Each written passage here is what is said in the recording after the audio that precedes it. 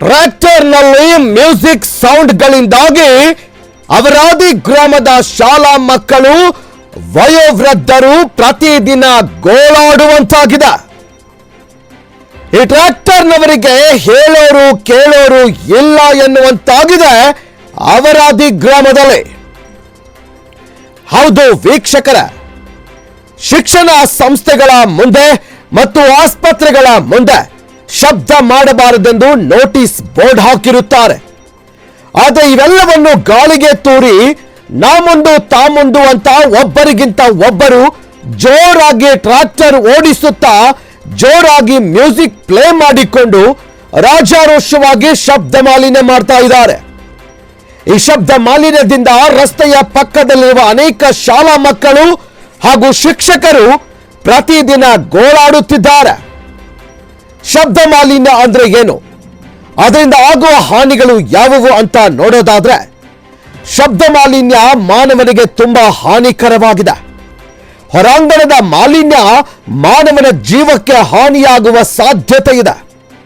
ಮಾನವನನ್ನು ಹಾನಿ ಮಾಡುವ ಮಾಲಿನ್ಯಗಳಲ್ಲಿ ಶಬ್ದ ಮಾಲಿನ್ಯ ಕೂಡ ಒಂದು. ವಿಶ್ವ ಆರೋಗ್ಯ ಸಂಸ್ಥೆಯ ಪ್ರಕಾರ ಶಬ್ದ ಮಾಲಿನ್ಯ ತುಂಬಾ ಅಪಾಯಕಾರಿ ಅಂತ ಸೂಚಿಸಲಾಗಿದೆ.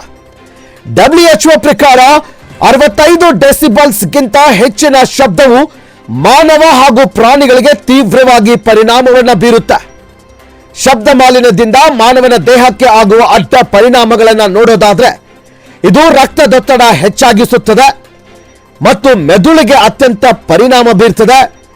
ಮಕ್ಕಳಿಗೆ ಹಾರ್ಟ್ ಅಂದ್ರೆ ಹೃದಯಕ್ಕೆ ಸಂಬಂಧಿಸಿದ ಕಾಯಿಲೆಗಳು ಹೆಚ್ಚುವ ಸಾಧ್ಯತೆ ಇದೆ ಅಂತ ವಿಶ್ವ ಆರೋಗ್ಯ ಸಂಸ್ಥೆ ತಿಳಿಸಿದೆ. ಶಬ್ದ ಮಾಲಿನ್ಯದ ಬಗ್ಗೆ ಯಾಕೆ ಇಷ್ಟು ಹೇಳ್ತಾ ಇದ್ದೀರಾ ಅಂತೀರಾ?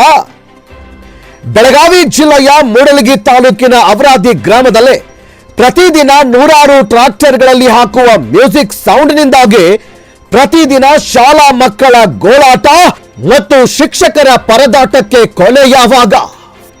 ಅವರಾದಿ ಗ್ರಾಮದ ಬಹುತೇಕ ಶಾಲೆಗಳು ರಸ್ತೆಯ ಪಕ್ಕದಲ್ಲಿಯೇ ಇದ್ದು ಮಕ್ಕಳು ಸರಿಯಾಗಿ ವಿದ್ಯಾಭ್ಯಾಸ ಮಾಡೋದಕ್ಕೆ ಆಗ್ತಾ ಇಲ್ಲ. ಹೀಗಾಗಿ ಶಾಲಾ ಮಕ್ಕಳೆಲ್ಲ ಸೇರಿ ಈ ದಿನ ಅನೇಕ ಟ್ರ್ಯಾಕ್ಟರ್ಗಳ ಸೌಂಡ್ ನಿಲ್ಲಿಸುವಂತೆ ರಸ್ತೆ ಮೇಲೆ ನಿಂತು ಪ್ರತಿಭಟನೆ ಮಾಡಿದ್ರು.